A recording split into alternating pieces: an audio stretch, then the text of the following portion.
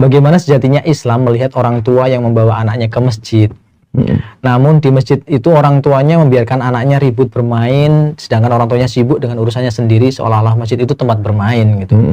Bahkan ketika sholat, anaknya pun ribut bermain sama kawan-kawannya sehingga mengganggu orang sholat.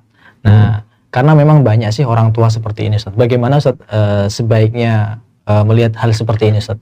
Baik, barakallahu fiik. Ini sebenarnya ada dijawab banyak oleh Syekh bin Baz, Syekh Utsaimin, rahimahumullah ajmain ya, para ulama dengan dalam masalah-masalah seperti ini. Sekalian ini ada dari satu pertanyaan ini bisa berkembang, bisa jadi 7 pertanyaan. Masya Allah. Ya. Nggak bisa nikmati kopi jadi nanti, Ustaz. Silakan. Betul, Ustaz. Silakan ini. Nih. Jadi pertama, ibu sekalian, hukum membawa anak ke masjid itu asalnya boleh. Ya, boleh ini. Ya. Kemudian membawa anak ke masjid hendaknya yang kedua ini diniatkan untuk melatih sholat, mengenalkan komunitasnya kita ini, terutama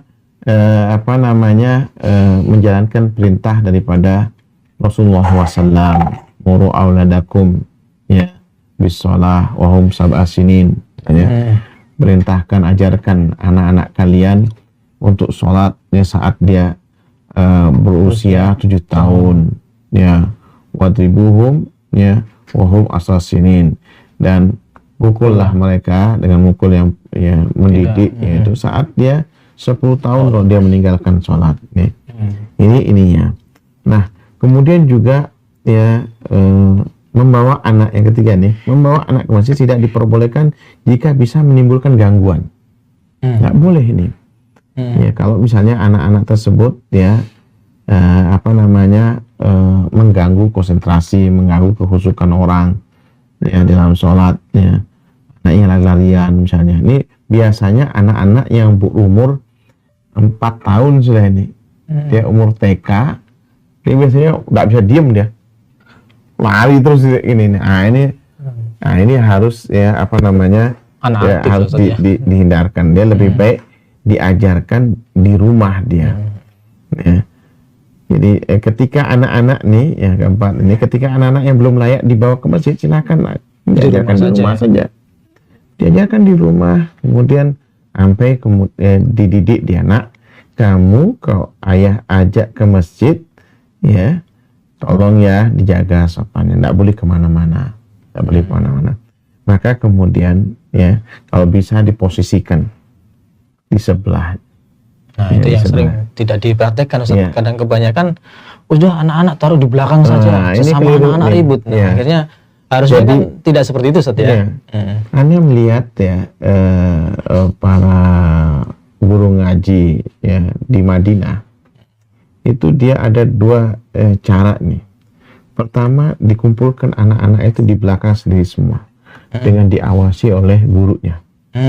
Ada pengawasan. Ada pengawasan ya. Mereka sendiri jadi aja. Kalau misalnya ini, jadi biasanya kakek-kakek itu dari mereka ini biasa bawa anak-anaknya ke masjid. Ya ke masjid. Masjid Nabawi kan cukup luas itu. Luas tuh. Anak-anak yang yang suka lari-larian tuh dia betul-betul dijaga, dia dikasih di ini. Ya. Dia betul-betul dijaga jangan sampai ini. Kemudian ketika waktunya sholat langsung dipegang. Ya, dipegang ya. Dan ini boleh yang menggendong anak seperti Rasulullah SAW menggendong cucunya Umamah ya, anaknya Zainab ya, anaknya Zainab binti Rasulullah SAW radhiyallahu anhuma ya. Umamah ini masih kecil ya, misalnya ini dibawa sama Rasulullah SAW untuk ini, jadi pegang dia ini, anak kemana-mana dia digendong tuh boleh. Kemudian ya anak-anak ini juga boleh ya di saf terdepan tuh boleh dia. Jadi jangan bawa anak-anak, boleh. Yang tidak boleh tuh yang pas di belakangnya imam. Belakangnya imam. Tapi kalau misalnya dia anak-anaknya itu misalnya anaknya kadang-kadang dia diam, dia temennya main, nah, sebaiknya memang di posisinya saf kedua sehingga tidak merusak saf yang pertama. Jangan kemudian juga kalau sudah tahu anaknya suka lari-larian dan ya dia kemudian ngambil posisinya di posisi di belakang imam, bisa terputus. Anaknya lari bisa terputus. Orang mau rapat, anaknya lagi nanti ribut. satu ini. Makanya Ke para masjid. orang tua hendaknya memperhatikan seperti ini. Kemudian kalau ada taklim ini ya pernah ya Rasulullah SAW ada di mimbar. Kemudian muncul Hasan dan Hussein Cucu beliau. turun dari mimbar. Hmm. Turun dari mimbar, kemudian Rasulullah SAW yang membacakan firman Allah itu bahwasanya harta dan anak-anak kalian itu adalah fitnah. Ini aku pun nggak bisa sabar dalam hal ini karena mengganggu konsentrasinya jamaah yang dengar. Rasulullah SAW tahu diri kemudian diambil. Dan kalau ada ustadz misalnya, tolonglah ini siapa nih, jangan mengganggu ini. Dan dulu anak ketika di kecilan di Sanglah itu ada Masjid An-Nur di Sanglah itu. Iya. Dan kita tuh ada orang yang lebih tua dari kita ini, galaknya luar biasa. Jadi kita kalau dia takut luar biasa. Dan itu memang perlu ada orang yang Perlu ditakuti. ada yang betul. Iya. Jadi dia itu udah marah gitu. Dan mohon maaf ini, ya kadang-kadang ya kita ada di dua sisi ini, ya di dua sisi antara kita mengenalkan Islam karena kita ingin mendidik anak-anak kita kenal Islam sejak dini, dan ya mengganggu ya kehusuan sholat.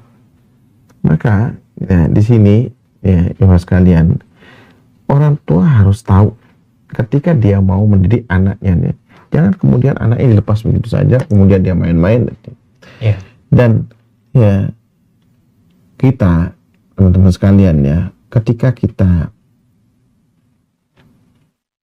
masyarakat ingin membangun ya apa kehidupan yang Islami, anak-anak kita semuanya punya kawan-kawan yang Muslim, ya karena ini perlu ya kebersamaan, nggak bisa sendiri-sendiri.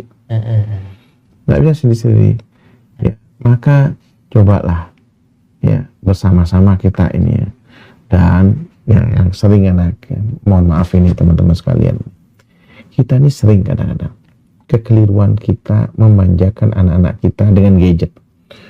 Jadi ini dilema betul ini. Jadi kalau bisa memang masjid itu ada ruangan tertutup bagi anak-anak bermain. Kalau memang idealnya seperti itu. Jadi ketika ya playground buat kalau memang itu ada ruangan yang cukup itu, biar anak-anak puaskan anak-anak bermain. Tapi di ruangan yang kedap suara barangkali ber-AC, kemudian ini punya perhatian orang tua. Tapi begitu waktunya adzan dan sholat langsung dia. Dan maaf nih, jangan dikasih game gadget. Ya. Sampai-sampai kadang-kadang anak lihat beberapa anak, kadang-kadang anak sengaja ya datang terlambat, ya anak lihat nih, anak memang sudah isyarat sama imam, tolong dikasih waktu jeda, karena biasanya anak-anak tuh asyik di belakang main game, orang tuanya nggak peduli. Bahkan kadang-kadang lagi sholat Jumat pun, ya anak-anak SMP, SMA main game dengarkan khutbah Jumat. Coba. Astagfirullahaladzim. Ini udah keterlaluan. Jadi, dan ini juga khotib juga harus ngerti gitu. Tegur itu. Kadang-kadang kalau sudah masjid ya dekat sekolahan, nah itu kemudian anak-anaknya main game, arahin deh. Nah, kadang-kadang anak-anak ya ribut, dia sama temannya marahin. Anak biasa. Ketika anak khutbah Jumat, siapa itu? Anak siapa itu? Langsung ditegur memang. Langsung tegur, biar bapaknya sendiri ngeliat ke situ. Ya biar ditegur anaknya. Dan itu biar bapaknya peduli dengan anaknya. Ini anaknya siapa ini? Ini pasti ini bapaknya nggak ikut taklim. Jadi sekalian seperti itu sehingga membuat yang lainnya itu kemudian waduh ini akhirnya apa? Kita konsen terhadap khutbah yang disampaikan setelah kita cinta kepada anak-anak. Dia akan menggantikan kita. Harus kenal adab, etika. Dan Rasulullah SAW memberikan contoh. Dan diambil itu karena cucunya tuh diambil langsung turun, kemudian dia akan Allah kita tidak bisa sabar dalam urusan ini, kata Rasulullah SAW. Tidak usah bisa sabar urusan ini. Dan ini iwas kalian, kali lagi ya, jangan kemudian takmir dilarang membawa anak-anak, keliru juga. Sampai kapan? Padahal disuruh umur 7 tahun. Makanya ya, jadi kita harus melihat ya, ada ya, ini disandarkan kepada Ali ya, di dunia pendidikan, yaitu pertama la'ibuhum sab'an, 7 tahun pertama adalah anak-anak bermain dari 0 sampai umur 7 tahun. Kemudian wa'adibhum sab'an, 7 tahun berikutnya kedua yaitu mengajarkan etika. Soalnya makan umur SD itu sudah diajarkan etika. Sampai dia kelas 7 itu kan umur 12 tahun. Iya. Umur ya 7 sampai umur 14 tahun SMP dah. 14 tahun Ustaz. Ya, SMP. Dan umur 12 tahun anak laki biasanya sudah balik. Ya kan? Perempuan itu biasanya umur 9 tahun. Iya. Umur 9 tahun itu sudah balik perempuan. Dan teman-teman sekalian nih, jadi para orang tua, kalau yang sudah namanya anak itu balik, itu sudah hukum dewasa. Jangan dibiarkan anak-anak kita ini ya bermain ketika mendengarkan khutbah Jumat. Tidak boleh itu. Dan guru ya, apalagi kalau udah dekat sekolah itu, kalau ada sekolah agama, kemudian takmir, ya, bukan kalau takmir yang menegur bisa batal. Kalau itu yang keliru kadang-kadang. Takmir yang marah sendiri. Orang idza qala ahadukum li akhihi ansit ya wal imam yahtub faqad lagauta. Iya. Ya kan? Ini sih. Itu jangan kemudian takmirnya, "Woi, diam itu." Batal itu. Harusnya ya khotib Ustaz ya. Khotibnya yang kemudian yang ini, itu yang benar. Itu khotib yang cerdas. Iya.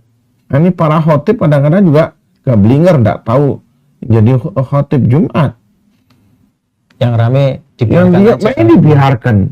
Iya. Dibiarkan tegur. Ana ngelihat Syekh Utsaimin. Wallah ana lihat Syekh Utsaimin di Qasim di masjid beliau. Jadi waktu itu ada dua peristiwa dan itu Syekh Utsaimin menegur. Syekh Utsaimin lagi baca ini khutbahnya. Kemudian ada orang ini bangun dari tempat duduknya mau sholat 2 rakaat, mau sholat apa enggak tahu. Kemudian berhenti Syekh Utsaimin. Ente mau ngapain?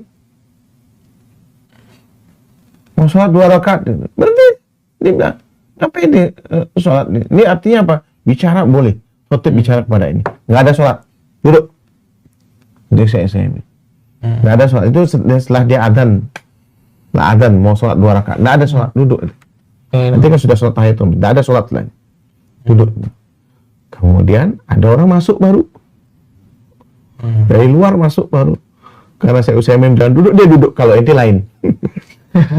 Dia langsung. Kalau ente lain. Ente belum sholat tahiyatul masjid. Ente ini. Sholat dulu tahiyatul masjid. Artinya apa ya mas kalian? Khotib boleh bicara. Jadi kalau seandainya melihat anak-anak yang ribut, anak-anak yang di khotib langsung tegur.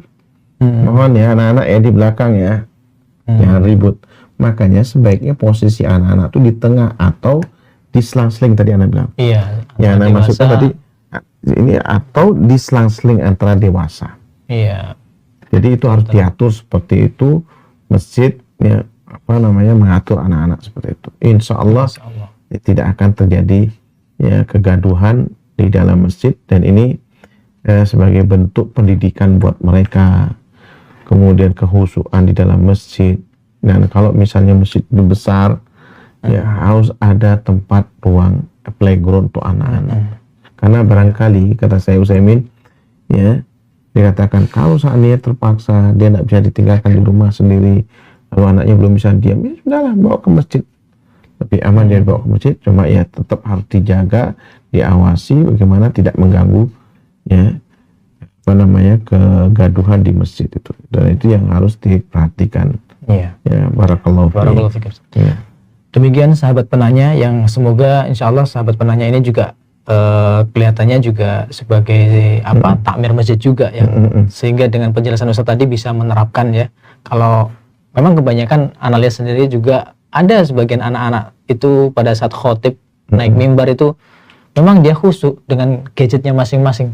Masya Allah, betul-betul itu tadi Ustaz, anak lihat sendiri dengan main handphone, kemudian main game itu seperti itu, kadang chatting, berbicara. Yang chatting pun tidak hanya anak-anak, kadang-kadang yang sudah dewasa seperti bapak-bapak pun ada yang terjadi. Jadi tidak mendengarkan khotib tapi dia ngechat, itu kan sudah termasuk hukumnya dia sudah berbicara kan Ustaz ya, seperti itu Ustaz. Ya, Ustaz. Jazakallah Ustaz. فقلت استغفروا ربكم إنه كان غفارا